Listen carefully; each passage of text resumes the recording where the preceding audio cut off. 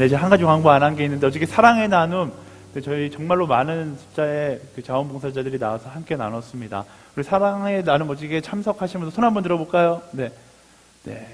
우리 수고했다라고 서로에게 격려의 박수 하도록 하겠습니다. 네. 여러분의 사랑의 손길을 통하여서 정말로 그 지역 곳곳에 예수 그리스도의 사랑이 전해졌을 것이라고 생각을 합니다. 네, 우리가 하나님에 대해서 여러 가지 생각을 하지만 착각하면 안 되는 것이 한 가지 있습니다. 뭐냐면 하나님이 사람의 기준을 따라 행복해야 할 것이다 라고 착각해서는 안 된다라는 것이죠. 내가 하나님께 많은 돈을 드린다고 해서 하나님께서 기뻐하실까? 내가 다이아 반지를 하나님께 드린다고 해서 기뻐하실까? 그렇지 않다라는 거예요. 천만금을 드려도 하나님은 그것으로 인하여 기뻐하시지 않습니다. 사랑을 돈으로 살 수 없듯이 세상의 가치 기준으로 하나님의 마음을 살 수 없다는 것을 우리는 알아야 하는 것이죠. 왜일까? 이유는 간단합니다. 이미 처음부터 그것은 내 것이 아니라 하나님의 것이었기 때문에 그래요. 우리는 세상을 살아가면서 이것이 내 것이라고 생각하며 살아가지만 마지막 날 다 하나님한테 펀드백하고 돌아가요. 내 것이 아니었음을 인정하고 하나님 앞에 다 내려놓고 다시 하나님 나라로 돌아가야 하는 것입니다. 근데 이 세상 살면서 내 거라고 주장하면서 하나님 내가 이것 좀 드려볼게요 라고 드린다라면 하나님 입장에선 정말로 어이가 없는 것이죠. 제 딸을 키워보니까 하나님의 마음을 조금 이해할 수 있겠어요. 제 딸 이름이 하늘인데, 하늘이를 키우다 보면 하늘이가 이런 하나님과 나와의 관계에서 이런 착각에 빠질 때가 굉장히 많습니다. 저랑 같이 보통 목요일 날 저녁이 되면, 아직 저희 딸은 아직 남탕에 합법적으로 들어갈 수 있는 나이예요. 아직 5살이 안 돼서 목요일 날 저녁에 저랑 보통 목욕탕을 같이 갑니다. 일주일 동안 하늘이가 가장 기대하는 시간이기도 해요. 목욕을 좋아하는 게 아니라 목욕이 끝나면 아빠가 사주는 간식을 굉장히 좋아하거든요. 제가 같이 가다가 하늘이가 이제 그 편의점 앞만 지나가면 간식을 사달라고 저에게 굉장히 사랑스럽게 이야기합니다. 일주일 동안 저에게 하는 말 중에 가장 사랑스럽게 아빠, 이렇게 하늘이가 과자가 먹고 싶고 이렇게 1인칭으로 이야기하더라고요. 하늘이가 과자가 먹고 싶어요. 이렇게 이야기를 해요. 이렇게 이야기하면 제가 과자를 사주죠. 근데 과자를 사줌과 동시에 과자를 하늘이에게 뜯어서 주면 그때부터 어떤 일이 일어나냐면, 그 전까지는 저에게 그렇게 사랑을 고백하던 아이가 과자에 집중해서 저를 쳐다보지도 않는 거예요. 과자만 계속 들고 막 먹고 있어요. 그럼 제가 이야기해요. 제가 꼭 먹고 싶어서가 아니라 관심을 받고 싶어서 아빠 과자 하나만 줄래? 이렇게 이야기하면 하늘이가 아주 단호하게 이야기합니다. 싫어! 이렇게 이야기를 해요. 네. 그러면 제가 거의 쪼잔하게 과자 때문에 싸울 수 없잖아요. 36개월 된 아이랑 과자 때문에 싸우는 거는 약간 쪼잔해 보여서 그냥 가만히 기다리고 있으면, 36개월밖에 되지 않았기 때문에 과자 한 봉지를 혼자서 다 먹을 수 없습니다. 그래서 먹다가 질려요. 질리면 그제서야 아빠한테 과자 하나를 꺼내서 줍니다. 아빠 과자 먹어요. 이렇게 줘요. 그러면 제가 과자를 딱 해서 먹으면 하늘이가 꼭 하는 말이 있어요. 아빠 고맙다고 해야지요. 이렇게 이야기를 하는 거예요. 제가 진짜 고마울까요? 어이가 없죠. 네. 이 세상에 태어나게 해준 것도 저고, 먹여주고 재워준 것도 저고, 과자를 사준 것도 전데 제가 사준 과자를 받으면서 고마워해야 된다. 어이가 없어서 따지고 있으면 그때 저희 아내가 나타나서 왜 그런 거 가지고 따지냐고 핀잔을 주는 철없는 아빠가 되는 목요일 밤이 되고는 합니다. 근데 이런 제 딸과 저의 모습이 하나님과 우리의 단편적인 모습일 수 있다라는 거예요. 내가 이렇게 하니까 하나님께서 내게 고마워할 것이다. 하나님, 내가 하나님 찾아왔으니까 하나님 고마워하셔야 돼요. 내가 하나님께 11조 드리니까 하나님 고마워하셔야 돼요. 내가 하나님 나의 인생을 하나님께 드리니까 하나님 나에게 고마워하셔야 돼요. 이것은 하나님을 향한 우리의 교만의 모습일 수 있다라는 것입니다. 하나님께 내가 드린 시간과 정성, 돈이 얼마인데 내게 어떻게 이렇게 할 수 있습니까? 우리 분노에 차서 이렇게 기도할 때 있잖아요. 근데 그 기도는 뒤집어 놓고 보면 하나님 입장에서 어이가 없는 기도이다라는 것입니다. 이 모든 것이 하나님의 것이라는 사실을 인정하는 것으로부터 우리의 신앙은 시작되는 거예요. 하나님께 모든 것을 거저 받았고 나는 그 받은 것을 마음껏 누리다가 다시 하나님께 드리고 간다는 것을 인정하는 것이 우리 신앙의 시작이다라는 것입니다. 그렇다면 하나님께서 원하시는 것은 무엇인가? 오늘 말씀에 하나님께서 원하시는 것이 기록되어 있는데요. 오늘 말씀에 등장하는 다윗 왕은요, 여러분이 알고 있듯이 훌륭한 왕이었습니다. 그 어느 왕보다 선했고 하나님과 친밀했던 왕이었어요. 그렇던 다윗이 왕이 되자 두로라는 나라의 왕이 그 나라의 최고급 백향목으로 다윗의 궁궐을 지어줍니다. 이전까지는 다윗이 굉장히 천막을 치고 살았고 그 동굴 속에서 살았고 동굴 속의 공동체를 만들고 살았는데 이 두로 왕이 최고급 궁궐을 만들어 주니까 거기 이제 다윗 왕이 들어가서 살게 된 것이죠. 다윗 왕이 거기 들어가서 살려고 하다 보니까 다윗이 마음이 얼마나 선하고 하나님 앞에서 얼마나 정직한지 마음이 불편해지기 시작하는 거예요. 왜? 나는 이 궁궐과 같은 곳에서 지냈는데 하나님의 언약궤는 여전히 텐트, 천막 속에 있다라는 것이죠. 그래서 나단 선지자를 초청해서 면담을 하기 시작합니다. 그리고 나단 선지자에게 이렇게 이야기해요. 내가 하나님을 위해서 내가 머무는 곳보다 훨씬 더 화려한 성전을 짓고 싶습니다. 나단 선지자가 인간적인 마음으로 그 이야기를 듣고서 감동해요. 와, 다윗 왕, 당신은 진정한 왕입니다. 당신 같은 사람이 왕이어서 나는 행복합니다. 나단 선지자가 막 이렇게 이야기하면서 하나님 앞에 딱 나갔는데 하나님은 오히려 이상한 반응을 보이시는 거죠. 우리 생각으로 와, 다윗 너 베스트, 더 베스트야. 아주 훌륭한 왕이야. 이렇게 말씀해 주실 것 같은데 하나님은 그렇게 말씀하시지 않고 단호하게 No, 나는 그것을 원하지 않는다라고 말씀하세요. 5절부터 7절까지 말씀 읽어보겠습니다. 5절부터 7절 시작. 가서 내 종 다윗에게 말하여라. 나 여호와가 말한다. 내가 나를 위해 내가 있을 집을 지어주겠느냐. 내가 이스라엘 자손들을 이집트에서 이끌어낸 그날부터 오늘까지 나는 집에 있은 적이 없고 자막이나 회막을 거쳐 삼아 이리저리 옮겨 다녔다. 내가 온 이스라엘 자손들이 옮겨가는 곳마다 내 백성 이스라엘을 돌보라고 명령한 이스라엘 지파 가운데 누구에게든 왜 내게 백향목 집을 지어주지 않느냐고 말한 적이 있느냐? 하나님께서 다윗 왕에게 뭐라고 말씀하시는 거예요? 나는 너네가 이집트에서 나오는 그 순간부터 지금까지 집이 있었던 적이 단 한 번도 없었다. 나는 이리저리 옮겨 다녔다. 돌려 말하면 무엇을 이야기하고 있는 것입니까? 나는 집이 필요 없어. 왜? 이 땅 자체가 나의 집이기 때문에 그렇다라는 거예요. 너희가 있는 곳에 내가 거하고 내가 거하는 곳이 바로 나의 집이다라고 이야기하는 것이죠. 너희의 스케일은 멋진 궁전이 있었으면 내가 그 안에 거할 거라고 생각하지만 나의 스케일은 그 정도가 아니라 너희가 살고 있는 이 인류 전체가 나의 집이다라고 이야기하고 있는 것이죠. 하나님은 그들을 향해서 무엇을 이야기합니까? 너희가 화려함 속에서 본질을 잊어버리지 않아야 된다는 것에 대해서 이야기하는 거예요. 성전을 화려하게 지어놓고 내가 거기 들어가서 있어야 된다?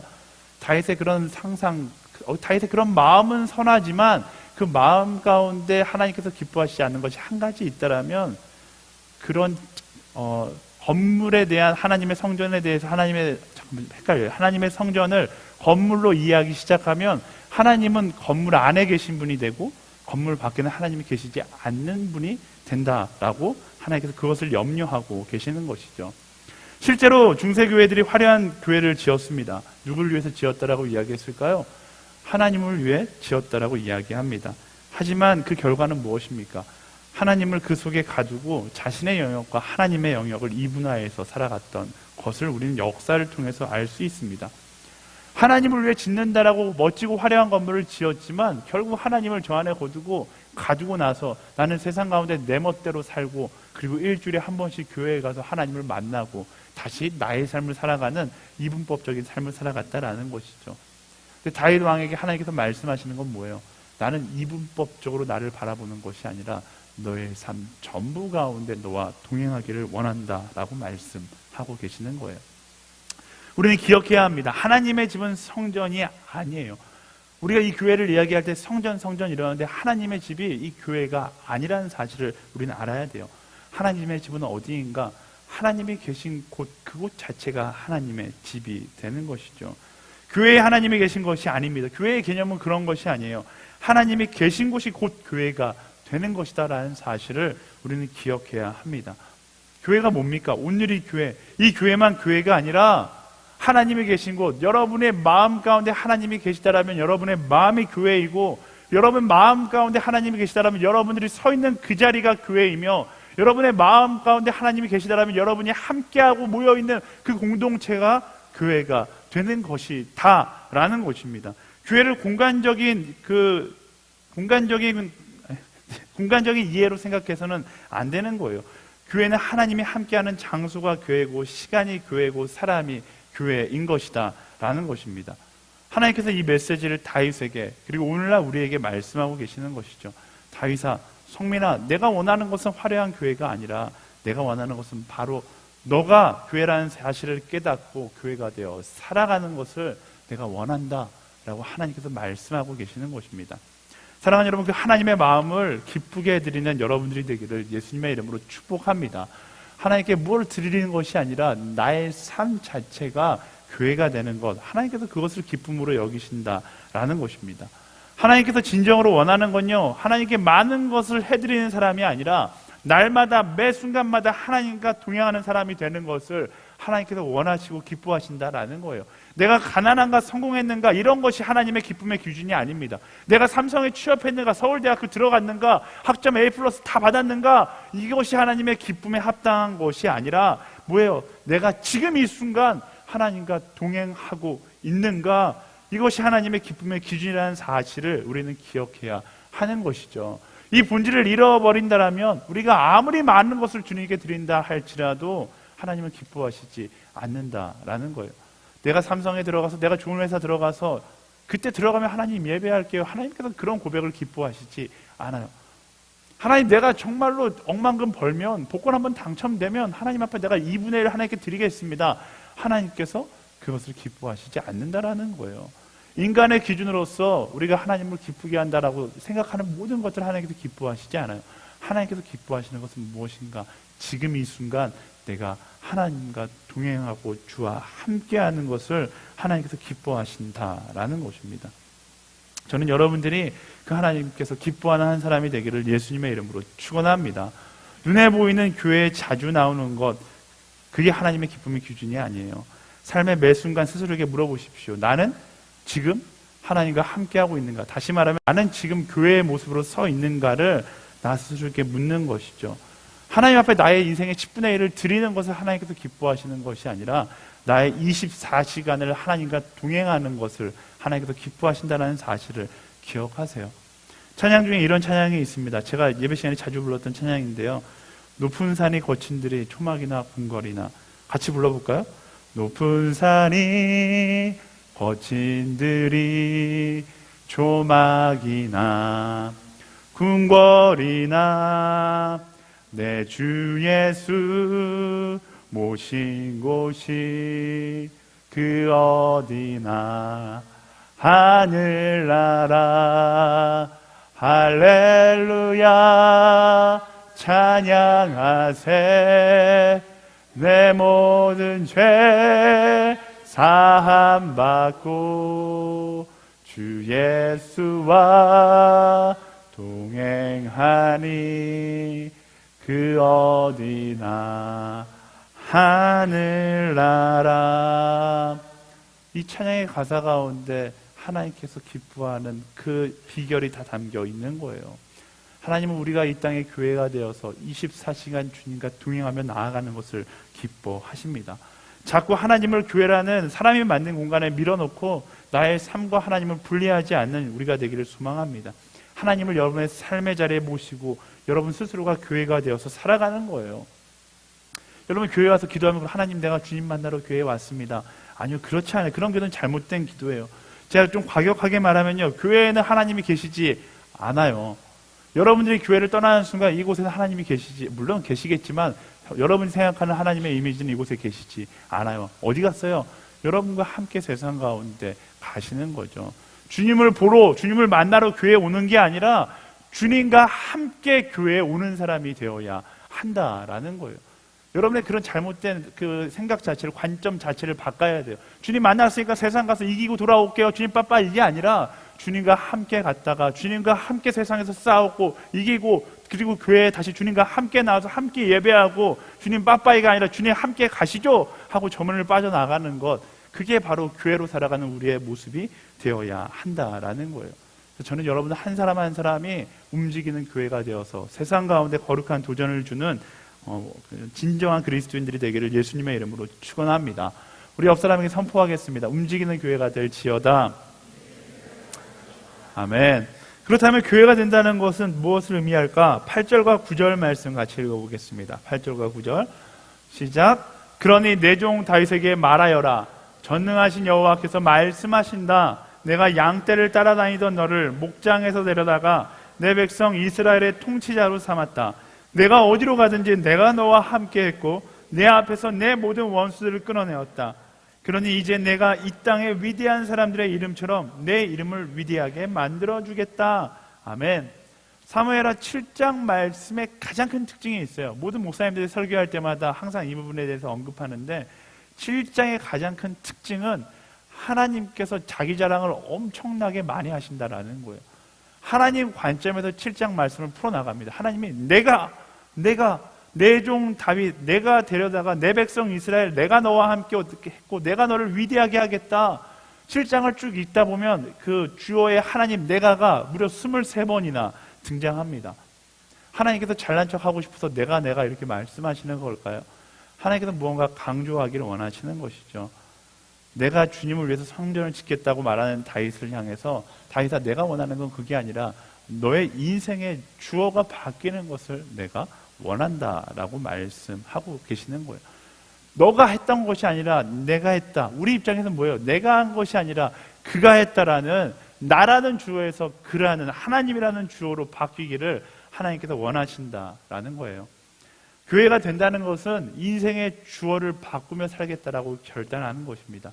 이제까지는 나의 영광을 위해서 내가 이랬다고 자랑했다라면 교회가 된다는 것은 내 인생의 주어를 하나님 바로 그로 바꾸면서 그가 일하며 그가 이루었다라고 자랑하는 인생이 되는 것이다 라는 것입니다.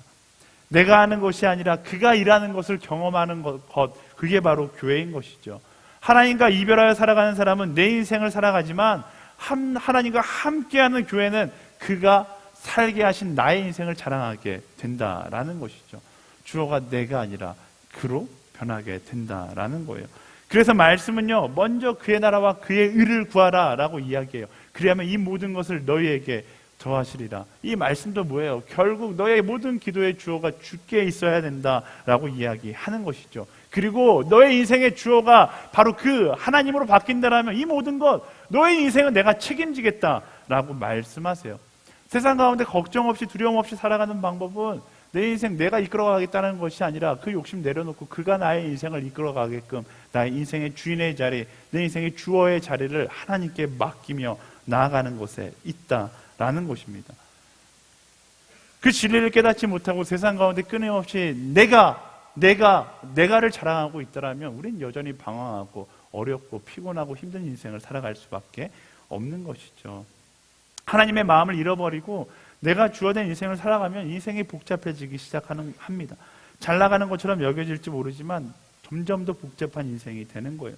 내가 주어가 된 순간 내 인생의 주인이 내가 되기 때문에 내가 모든 것을 책임져야 되고 내가 모든 것을 결정해야 되고 그 내가 모든 것을 결정하는 그 순간 가장 매력적으로 다가오는 선택지는 항상 사단이 죄라는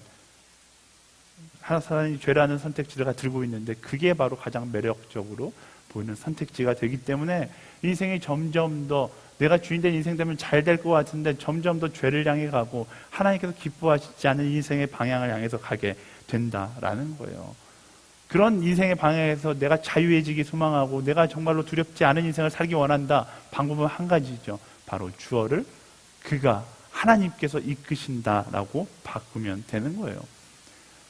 지금 요나 저희가 묵상하고 있습니다. 요나 이야기가 그런 내용이에요. 하나님께서 니네로 가라 이야기하니까 요나가 그가 가라 했다 해서 가면 되는데 주어를 바꾸는 거죠. 내가 가기 싫다 이렇게 하고서 다시스로 가는 거예요. 그게 대표적인 우리의 인생이죠. 하나님께서 이렇게 살아라, 사랑하며 살아라 이야기했는데 내가 자랑하며 살겠다라고 해서 하나님의 선택과 하나님의 명령과 다른 인생을 살아가니까 우리 인생이 복잡해지는 거죠. 요나도 인생이 복잡해지기 시작해요.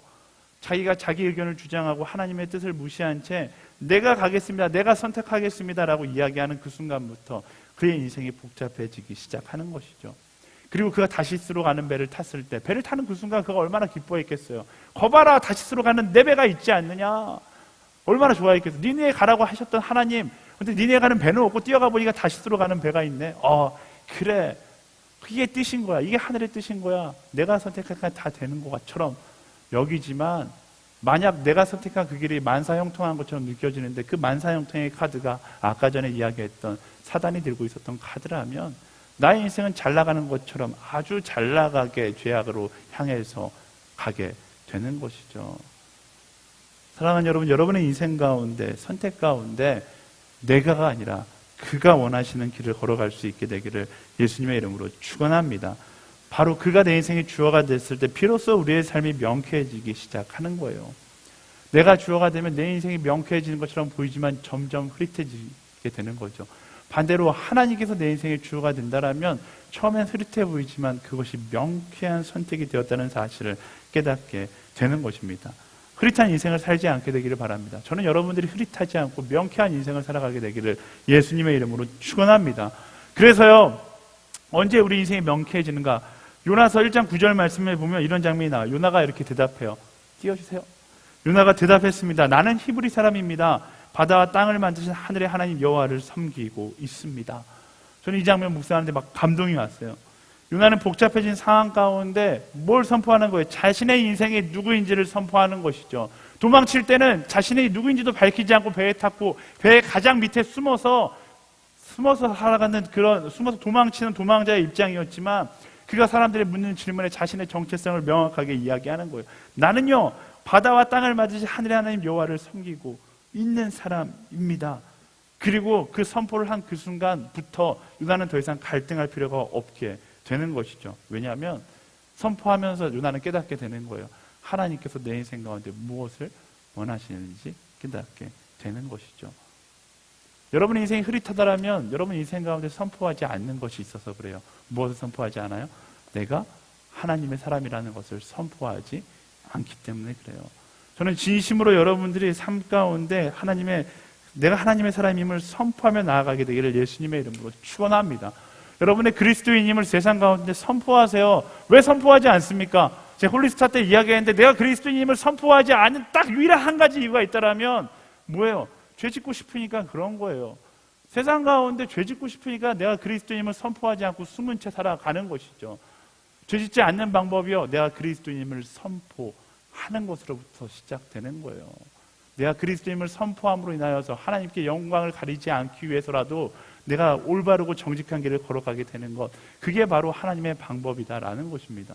전 여러분들이 그 정체성을 명확하게 하는 한 사람 한 사람들이 되기를 예수님의 이름으로 축원합니다.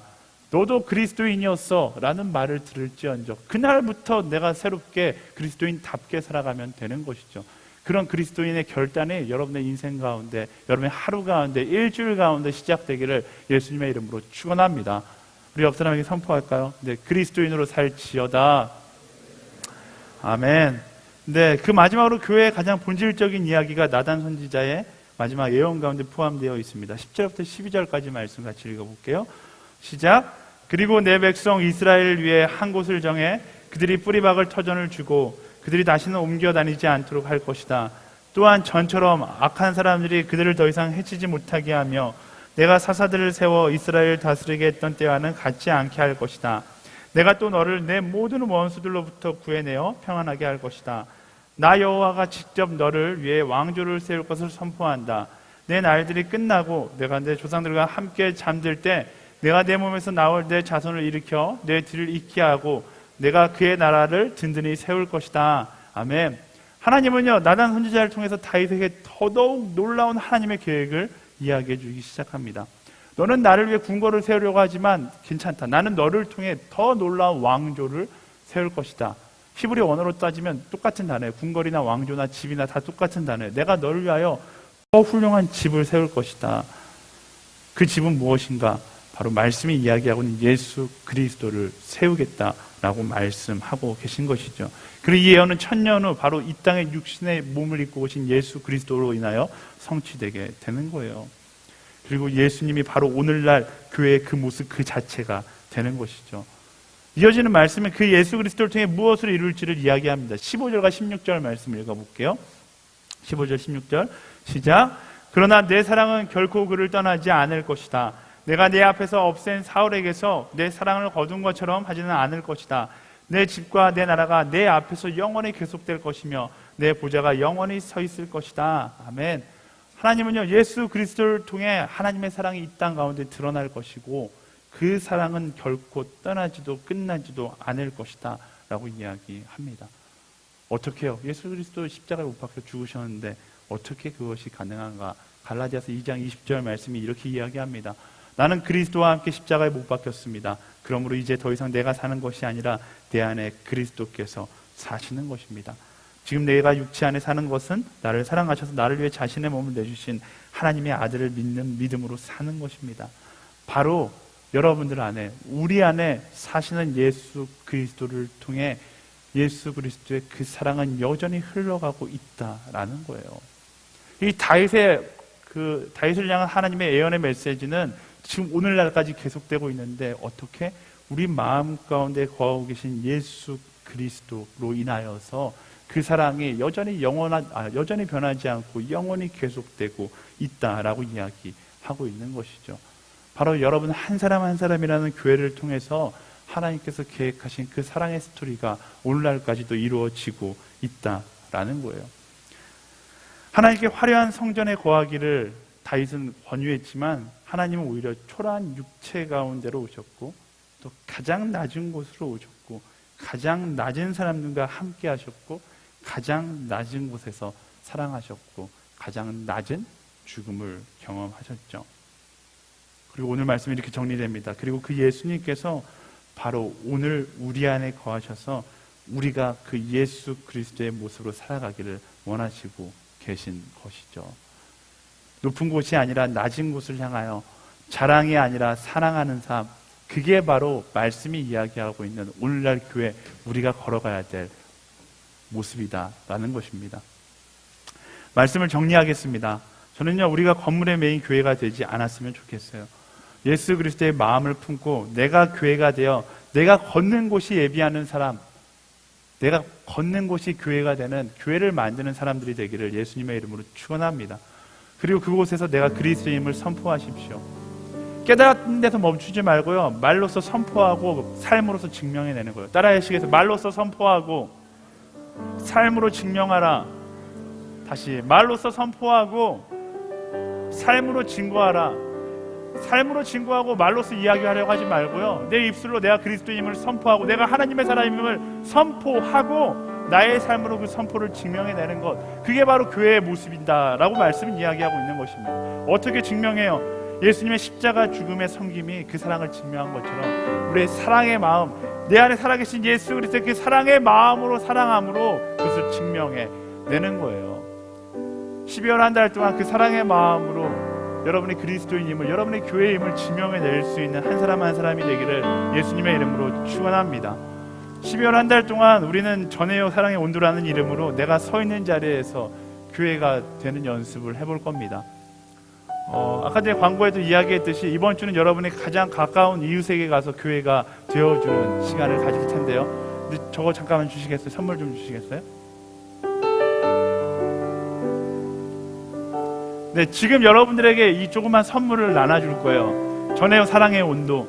들어올 때 나눠주면 좋은데 왜 지금 나눠주냐면, 근데 여러분들이 다 먹어버릴까봐 설명해 주려고 지금 나눠주는 거예요. 네, 지금 안내팀과 MC들, 리더십들이 지금 다 나눠주면 좋을 것 같아요. 보면요, 이게 들어있어요. 허브 486 네, 이벤트 기념 한정판 사랑 드링크 비타민 C가 있습니다. 여기에 보면요, 네, 말씀이 기록되어 있어요. 그리고 손난로 2개가 있고요. 그리고 뭐 간단하게 먹을 수 있는 초코바들이 들어 있습니다. 뭐 비싼 건 아닌데요, 초코바들이 들어 있고 마지막으로 조그만 편지지가 들어 있어요. 선물, 여러분들 모두에게 이 선물을 나눠줄 겁니다. 이 선물은 여러분을 위한 선물이 아니라 여러분들이 사랑할 수 있는 기회를 주는 선물인 겁니다. 이 선물을 이번 주에는 누구에게 준다고요? 가족과 친구와 연예인들, 특히 예수 그리스도를 알지 못하는 사람들에게 주면 더 좋을 것 같아요. 네, 편지에 여러분의 마음을 담아서 주고요. 줄 때 어떻게 줘야 되는가? 네, 먼저 선포하세요. 먼저 내가 그리스도인임을 이야기하세요. 그리고 그 사랑을 담아서 내가 너를 위해서 기도하기 원한다. 내가 너와 함께 예수 그리스도를 믿기 원한다는 그 사랑의 마음을 담아서 나눠주면 좋을 것 같습니다. 비록 큰 건 아니에요. 큰 건 아니지만 여러분의 사랑의 마음을 담아서 나눌 때 그 마음이 그들을 감동시킬 것이라고 생각합니다. 지금 여러분 마음 가운데 생각나는 사람들이 있을 수 있어요. 이 사람에게 주면 좋겠다. 내 가장 가까운 사람 중에 예수 그리스도를 알지 못하는 사람, 혹은 내가 그리스도인인지도 알지 못하는 사람도 괜찮을 것 같아요. 그 사람을 생각하면서 기도를 담아서, 내 마음을 담아서, 편지를 담아서 선물하면 좋을 것 같습니다. 어려운 거 아니에요. 지금 밥까지 다 차려줬어요. 전도할 수 있는 밥까지 다 차려줬고 이제 마지막으로 여러분 숟가락만 떠서 먹으면 되는 거예요. 어렵지 않습니다. 네, 여러분 친구에게 가서, 연인에게 가서, 가장 친밀한 그 사람에게 가서 이 선물 주면서 여러분의 마음을 이야기하면 되는 거예요. 여러분들이 생각하는 예수님에 대해서 이야기하면 되는 거예요. 여러분이 생각하는 하나님의 사랑에 대해서 이야기하면 되는 거예요. 어렵게 생각하지 말고요, 그 사랑을 한번 마음을 담아 선물과 함께 표현해 보면 좋을 것 같습니다. 네.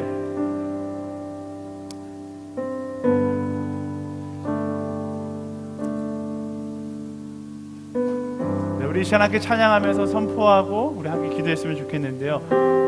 말씀은 뭐라고 이야기하냐면요, 하나님은 성전이 필요 없으신 분이라고 이야기해요. 왜냐하면 우리가 바로 움직이는 교회이기 때문에 그렇습니다. 아멘? 아멘? 아멘? 우리가 움직이는 교회이기 때문에 그래요. 우리가 세상에 나아가서 친구들에게 이것을 전해주는 것도 나라는 존재가 전해주는 것이 아니라 나라는 교회가 그들에게 예수 그리스도의 사랑을 이야기하는 것이죠. 우리 함께 찬양하며 나아갈 때, 하나님, 내가 움직이는 교회가 되어서 그리스도의 사랑을 이야기하는 삶, 바로 그 삶을 살아가겠습니다. 우리 함께 결단하며 함께 찬양하며 나아가도록 하겠습니다.